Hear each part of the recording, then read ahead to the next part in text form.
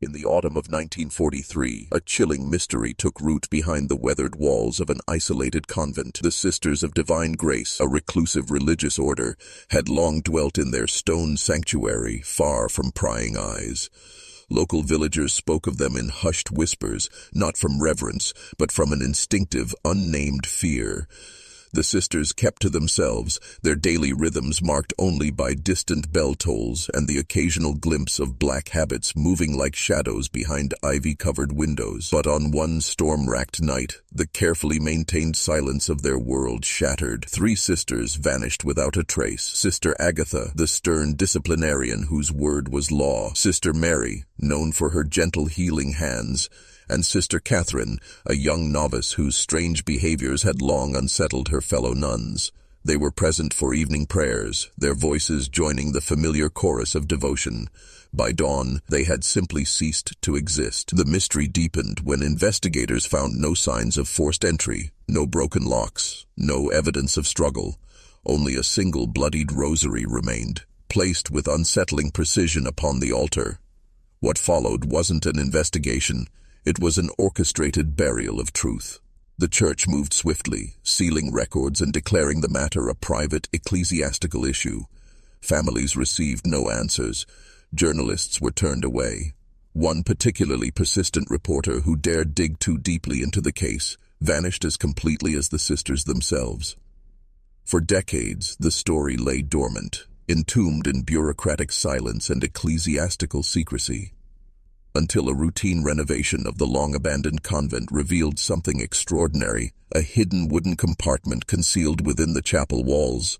Inside lay a leather-bound journal, its water-damaged pages filled with frantic scribbles and disturbing imagery. The journal belonged to Sister Catherine, and its contents painted a picture far more terrifying than anyone had imagined. Was this simply an unexplained disappearance? A miracle gone terribly wrong, or did something darker take root within those sacred walls? As we unravel this chilling mystery, consider this. If a place built for salvation can become a haven for darkness, how would anyone know when the devil walks in wearing holy robes? The story of the Sisters of Divine Grace has remained buried in secrecy, protected by ancient vows and lost to living memory. But the echoes of that fateful night never truly faded, and now, at last, the truth demands to be heard. The Sisters of Divine Grace emerged in the late 1800s, establishing their convent deep in a remote hillside absent from most maps. While their stated mission spoke of redemption and spiritual renewal, the whispers surrounding them told a darker tale. From its inception, locals questioned the true purpose of this isolated sanctuary. The convent operated under an iron doctrine of silence and separation. Contact with the outside world was forbidden, and prayer dominated every aspect of life. The sisters embraced suffering as their path to holiness, surviving on minimal sleep, candlelight, and strict fasting. While church officials labeled it a disciplined community, those who dared speak openly called it what it truly was, a prison cloaked in religious virtue. Never exceeding 20 members, the sisterhood drew its ranks primarily from young women, some by choice, others through more questionable circumstances. But 3 sisters in particular stood at the heart of our story, their names etched in history despite the church's best efforts to erase them. Sister Agatha ruled the convent with unwavering authority. Her devotion bordered on zealotry, and her enthusiasm for punishment left lasting marks on both body and soul. She conducted confessions behind locked doors, and the screams that echoed through stone walls spoke of penance that went beyond mere prayer. Sister Mary offered a stark contrast, gentle, beloved, and the only one permitted regular contact with the village for supplies. Yet beneath her warmth lay secrets. When questioned about the absence of younger sisters in public, she would simply smile and say, "They need protection, from the world, and from themselves." Then there was Sister Catherine, barely 20 when she arrived from a diocese-funded orphanage. Her behavior raised concerns from the start. She spoke to empty corners, drew strange patterns in dirt, while whispering unknown psalms. Some called it the gift of vision, others sensed something far more unsettling. Strange tales began circulating among visitors. Midnight chanting echoed when all should have been silent. Lights flickered in the chapel despite its lack of electricity. Sisters were seen digging on the grounds after dark without explanation. One traveling priest fled mid-sermon, claiming he felt a presence in the pews that should not have been there. By the 1940s, the convent existed purely in rumor, designed to be forgotten, operating outside public record under faith's protective shield. But when you look too closely at what faith can justify, the line between devotion and delusion begins to blur. Because in places where light is forbidden, even holiness can cast the darkest shadows. The convent loomed like a fortress against time, its gray stone walls and narrow windows defying both war and weather. Thick walls topped with iron spikes ensured isolation, while creeping vines shrouded its exterior in perpetual shadow. The silence surrounding it wasn't peaceful, it was suffocating, as if sound itself had been strangled by sacred vows. Inside, life moved to a merciless rhythm. Each dawn began with confession and penance, bodies cleansed in icy water before hours of unified prayer gave way to enforced silence. The sisters glided through halls like living ghosts, heads bowed and eyes downcast, their hands folded except when engaged in endless labor, sewing, cleaning, tending gardens. Pain was their sacrament, fasting their purification. 4 hours of sleep was considered generous. Though music was forbidden, witnesses later spoke of voices heard in darkness, not hymns, but something else, a low, discordant humming that seemed to mock human melody. Certain areas remained strictly forbidden, the lower wing, west corridor, and basement crypt, sealed behind an ornate gate and accessible only to Mother Superior and Sister Agatha. Even Sister Mary, the convent's trusted caretaker, was denied entry. Strange occurrences multiplied like shadows at dusk. Footsteps echoed through empty corridors. Shadows moved against light's natural flow. One lay sister witnessed candles melting upward, flames dripping toward the ceiling like liquid fire. Her attempt to speak of it earned her 3 days of silence fasting. She never mentioned it again. A former groundskeeper, speaking years later through failing memory, recalled a chilling scene. Entering the chapel one afternoon, he found the sisters in prayer, their lips motionless despite the chanting that filled the air. Passing the altar, he saw Sister Catherine, eyes wide and vacant, staring into the rafters. Her hands bore symmetrical bleeding lines, as if split open from within. Yet the convent's strangest aspect wasn't its supernatural occurrences, but its warped relationship with time. Days bled together, morning never quite dawned, and night brought no stars. Visiting priests returned deeply disturbed, one writing privately, "The air has weight, the walls watch you back." Sister Catherine's behavior grew increasingly erratic, her drawings more disturbing. Sisters reported waking nightmares, seeing faces in place of statues, feeling rosaries tighten around their necks. Some stopped sleeping entirely. The bells began ringing at odd hours, midnight, 3 a.m., always in threes. When questioned, no one admitted responsibility. The bell tower required Sister Agatha's key, yet the ringing persisted, until it didn't. Life pressed on like a needle through flesh, silent and bleeding beneath the surface. Whatever darkness had taken root was patient, waiting for its moment to bloom. The descent into horror began not with screams, but with whispers. At first, the disturbances seemed minor enough to dismiss. Hymns sung off-key when no one was singing, crosses turning sideways overnight, cold drafts in windowless rooms. The sisters, bound by their vows, blamed exhaustion or imagination. But exhaustion doesn't move objects, and imagination doesn't knock at your door precisely 3 times each night. Sister Mary's deterioration showed first in the infirmary ledger. Between medical notes appeared disturbing fragments. "She's standing behind me again, and no one else hears it, but it's always there in the walls." Her once steady handwriting grew jagged, words trailing off unfinished, until she stopped writing altogether. Sister Agatha's transformation was equally alarming, her natural sternness twisted into something cruel. Novices faced isolation for the slightest whisper. Silent prayer gave way to punishing fasts. Sisters began waking with deep scratches along their legs despite sleeping fully clothed. One reported seeing Agatha pacing the chapel at night, face streaked with ash, muttering fractured Latin that matched no known prayer. Sister Catherine's behavior became most disturbing of all. Sister Elena described waking to find Catherine standing by her bed, eyes wide and unblinking, smiling as she recited Psalm 91 backwards in a voice that seemed to come from somewhere else. Catherine denied it the next day, claiming she'd been asleep, but others had heard it too. An elderly sister, long thought deaf, simply said, "That wasn't her voice. It was inside of her." One night stands out in surviving testimonies. Without warning, the wind howled while trees remained still. Candles extinguished in perfect unison. A metallic stench like rust and decay filled the air. Then the bell rang, 3 times, then 3 more, though it wasn't prayer time. And the sisters gathered.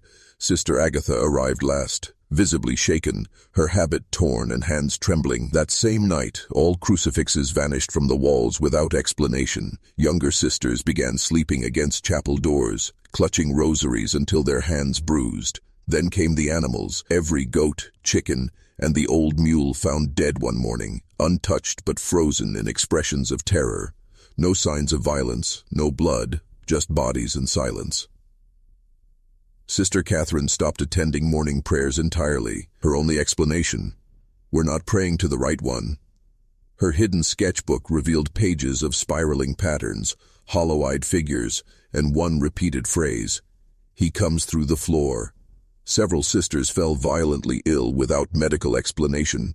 They suffered in silence as their faith demanded, white cloth stained red, mouths sealed by fear and devotion. Then came the visitor, an unfamiliar young priest without credentials or holy items. He arrived unannounced and left before dusk. After his visit, Sister Catherine never smiled again. Her final journal entry read simply, "It is no longer sacred ground. It has been invited." Whatever gained entry hadn't broken in. It had been summoned. The exact hour remains unknown. Officially, because nothing was meant to have happened at all. The autumn night brought an unnatural cold, and the wind moved in strange rhythms, gusting then falling dead still, as if the air itself were breathing. Village dogs barked ceaselessly at distant bell tolls, though the convent's bell had reportedly rusted silent years before. Inside, the evening followed its prescribed pattern. Prayers ended at 7 p.m., sisters dispersing to their cells in customary silence. The usual footsteps echoed through corridors, footsteps that would never return. By dawn, 3 sisters had vanished: Agatha, Mary, and Catherine. All 3 had been present at final prayers, kneeling in their usual places, heads bowed beneath flickering candlelight. Their rooms were found untouched, beds made, habits folded, personal items undisturbed. It was as if they'd simply stepped out of existence, passing through doors that remained locked from within. A novice named Teresa discovered the bell rope hanging oddly, stiff and swaying slightly, though no one stood near it. Fine black soot covered the chapel hallway without any sign of fire. The chapel itself showed no signs of struggle, only an eerie stillness and one deliberate detail: a single bloodied rosary placed carefully on the altar. Not dropped, not thrown, but arranged with purpose. Its beads were cracked, the crucifix twisted inward into a distorted version of itself. Beneath lay a half-burned page of scripture, most words blackened except 3. "He has come." No one reported hearing anything, no screams, no struggle, not even footsteps. The disappearance was so complete, so clinical, it left the remaining sisters paralyzed with horror. Some spoke in broken whispers, others refused to leave their rooms. One wet herself during morning prayer. Their rigid world had shattered in a single night. Standard protocol would have demanded immediate action. Diocese notification, internal investigation, perhaps even local authorities. Instead, Sister Magdalene announced that the missing sisters had been called to serve elsewhere and would not return. When pressed, she only said, "He decides where we go." The remaining sisters were ordered to destroy all evidence of the missing women's existence. Habits burned, names scraped from logbooks, cells reassigned, as if erasing their presence could erase the growing terror. Days later, one sister fled into the woods, scripture pages sewn into her nightdress, babbling backwards verses. When found by farmhands, she could only repeat, "They're not gone, they're beneath." The convent sealed its gates within a week. 3 women of God had vanished without trace. No bodies, no graves, no records filed. Their families received only cold official notices, devoid of explanation. But people don't simply vanish, not 3 at once, not from a locked convent. The truth remained hidden in Sister Catherine's trail of breadcrumbs, waiting to reveal horrors beyond anyone's imagination. News of the disappearances spread like a whispered plague through the community. The word vanished passed between trembling lips in marketplaces and church pews, spoken softly as if the very mention might invite similar fate. Yet despite growing panic among the faithful, the church maintained a calculated silence. No search parties formed, no public statements emerged, not even a memorial mass was offered. Instead, the diocese dispatched 2 men, not priests, but figures in plain black suits bearing no religious insignias. They entered the convent quietly, stayed less than an hour, and departed just as silently. Village witnesses noted their briefcases, and one man carrying a small cloth-wrapped box whose contents remained forever unknown. Days later, the diocese issued its only official response, a brief paragraph buried in a regional religious bulletin. It stated the convent had ceased religious operations due to internal challenges, and all remaining sisters had been relocated to other institutions under diocesan supervision.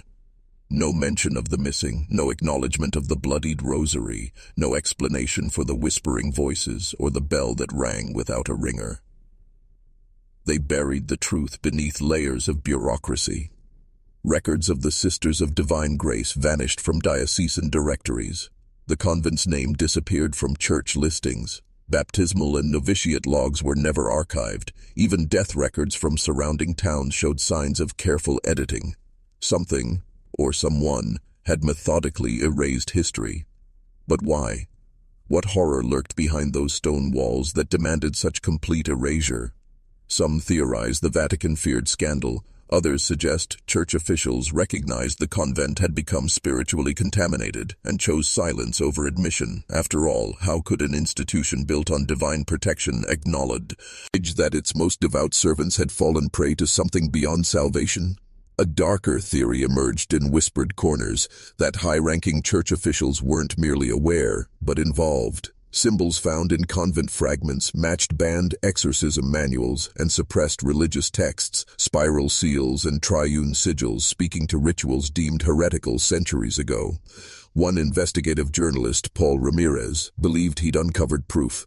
His research compiled testimony from scattered diocesan staff, former convent workers, and a retired bishop who'd visited in the 1930s.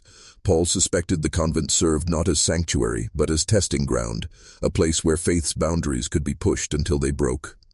3 days before publishing his exposé, Paul vanished. Like the sisters before him, he simply ceased to exist. Only his final note remained, scrawled in a journal margin. They silenced truth in the name of God. But grace doesn't bleed like this. Yet despite every attempt at erasure, one piece of evidence survived, hidden in shadow, waiting decades to be found. Catherine's journal, sealed within the chapel walls, and its contents would shatter every carefully constructed lie. For decades, the abandoned convent stood silent, its chapel bells corroded by wind, windows choked with ivy, even birds refusing its rafters. Time seemed to forget the place until winter 1987, when renovation workers made an accidental discovery that would resurrect long-buried horrors. While removing warped wooden panels behind the altar, workers struck something hollow, a narrow recess carved into the foundation stone. Inside, wrapped in brittle cloth, lay a leather-bound journal. Though moisture had swollen its pages, the ink remained legible. The name inside read simply, Catherine. The journal's early entries painted an ordinary picture of convent life. Reflections on faith, carefully copied prayers, struggles with silence, all written in neat, measured handwriting. But as pages turned, something changed. The transformation was subtle at first, then accelerated with terrifying speed. Scripture quotations gave way to fragmented thoughts. Strange symbols appeared in margins, spiraling patterns and markings unlike any known religious iconography. Sketches emerged, figures with elongated limbs and hollow eyes, dominated by one recurring image, a towering, faceless form crowned with antlers or branches. Beneath it, Catherine had written repeatedly, "We see it now." Sleep references vanished entirely. Catherine described voices in darkness, not human voices, but something older, something that didn't wait for prayers. She wrote of bells ringing at impossible hours, claiming they served as summons rather than time markers. Days blurred together as her entries swung between desperate pleas and detached observations. She mentioned a hollow corridor, a section of the convent absent from all floor plans. Sisters allegedly visited in pairs, always in silence. Catherine followed once and witnessed something that made her wish she'd never come to Divine Grace. Her handwriting deteriorated, pressed so hard it nearly tore the paper. Words appeared in mirrors, text written forward then backward, as if for other eyes to read. Between torn pages lay one perfectly preserved passage. Sister Mary warned her to stop. Agatha smiled and pressed ash into the floor.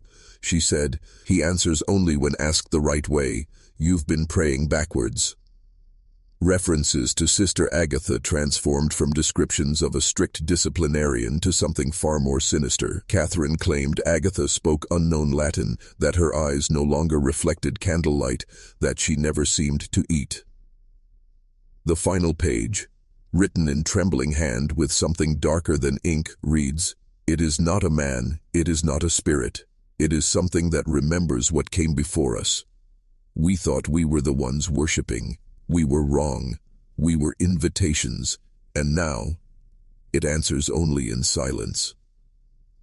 The entry ends mid-sentence, as if Catherine ran out of time. Below, a spiral mark gouges through multiple pages like a blade, surrounded by sketches of unblinking eyes and broken circles. This journal remains the only first-hand account from within Divine Grace's walls. No other voices escaped. No other confessions survived. Just these pages, hidden and waiting, preserving horrors that refused to stay buried. After Catherine's journal emerged, silence could no longer mask the truth. For decades, everything about the Sisters of Divine Grace had been methodically buried beneath layers of faith and secrecy. But her words, scattered, desperate, trembling with terror, forced one undeniable reality into light. Something catastrophic occurred within those walls. Something final, something that defied explanation. Yet no official answers came, no priest confessed, no church authority offered clarity. Only theories emerged, whispered like prayers in dark corners. 3 possibilities took shape, each more disturbing than the last. The first theory suggests something was summoned and chose to stay. Evidence points to more than mere spiritual crisis. Catherine's journal described altered prayers, unfamiliar symbols, and rituals that strayed far from church doctrine. Sister Agatha may have initiated contact with something older than Christianity itself, a force buried beneath centuries of forgotten worship. Their prayers became invitations, and what answered preferred silence to sound. This would explain the absence of violence, of screams, of struggle. The sisters weren't attacked, they were claimed.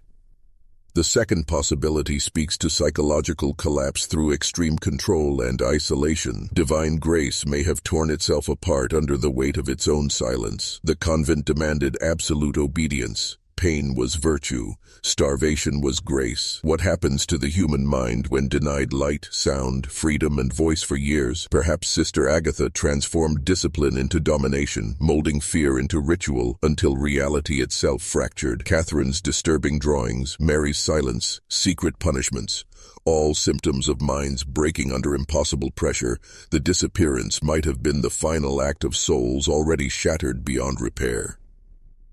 The third theory speaks to darker human nature. Some whisper that the sisters fell victim not to supernatural forces, but to men who had sworn to protect them. Perhaps the rituals Catherine described were real but not religious. Perhaps the crypt served purposes far removed from prayer.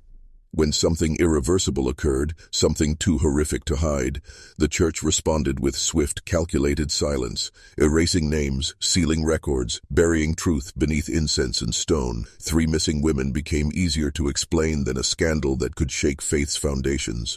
No version offers comfort, whether through ancient evil slipping through prayer's cracks, minds fracturing under religious torture, or humanity's darkest impulses hiding behind holy robes. The end remains the same. 3 women vanished without sound, without ceremony, without trace. What survives are fragments, a bloodied rosary, a hidden journal, a chapel that refuses warmth, and the growing certainty that behind every sacred vow, behind every veil of righteousness, there may lie a silence that watches and waits. Years flowed like dark water over the convent's remains. Seasons drowned its walls in ivy. Rust claimed its bell tower, and the name Divine Grace vanished from parish records like a sin the church itself longed to forget.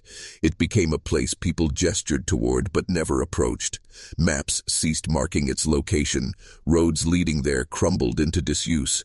Time itself seemed to thicken around its gates, refusing to pass beyond them. Yet silence cannot erase memory. Some things refuse burial, no matter how deep the grave. Stories persist, not casual gossip or schoolyard dares, but quiet confessions whispered in moments of vulnerability. Farmers whose land borders the property speak of soil that won't nurture growth near the fence line. No birds nest in the bell tower. No animals, not even desperate strays, cross the chapel threshold. One elderly man recalled his father working there for a single day after the convent's closure. He returned home pale and trembling, speaking broken Latin until death claimed him. Others describe recurring dreams, timing uncertain but setting unchanging, candles lighting themselves, endless repeating hallways, distant bells tolling without wind, always at 3:33 a.m.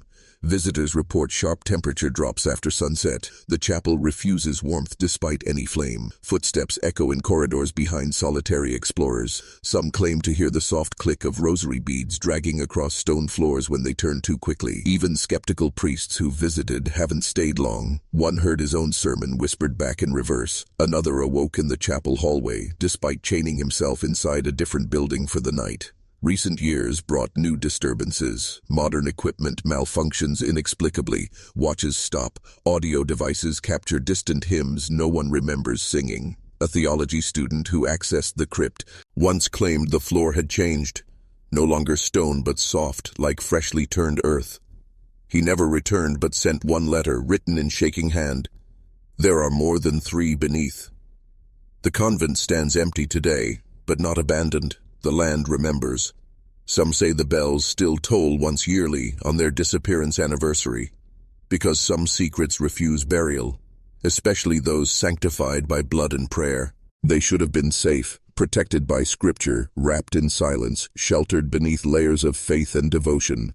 The Sisters of Divine Grace were never meant to become a mystery, yet that's exactly what remains. Not saints, not martyrs, but an unanswered question echoing through stone walls that learned to keep secrets. 3 women vanished that night.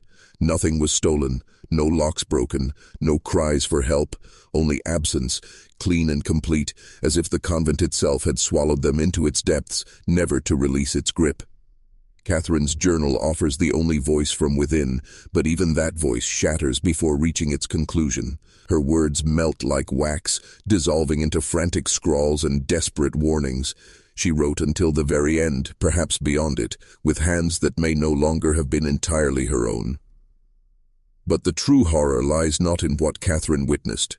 It dwells in what she came to believe, that they had invited it, that faith, twisted under pressure, could become a key to something older than belief itself, that somewhere along their path, prayer ceased being sacred and became sacrifice, and that no one, not Agatha, not Mary, not even Catherine, recognized when that threshold was crossed. What happened within Divine Grace may never find explanation, whether it was supernatural invasion, psychological collapse, or something far more human in its evil remains unknown. But every silence that followed, every sealed record, every buried name, every bell that tried to ring again, only reinforces one chilling truth. Sometimes the greatest danger isn't the devil lurking in darkness. It's what hides behind the light, because holiness, when worshipped blindly, can invite horrors far more patient than evil, and when the sacred turns cruel, grace becomes a grave. The convent stands today, its secrets sealed in stone and shadow. But perhaps the real question isn't what happened to those 3 sisters. Perhaps we should ask instead, how many other places of worship hide similar silence? How many prayers have become chains? And when devotion opens doors to darkness, who ensures they ever close again? The Sisters of Divine Grace vanished into history, But their story refuses to fade. It whispers still through crumbling walls and rusted bells, reminding us that sometimes the most terrifying prayers are the ones that receive an answer.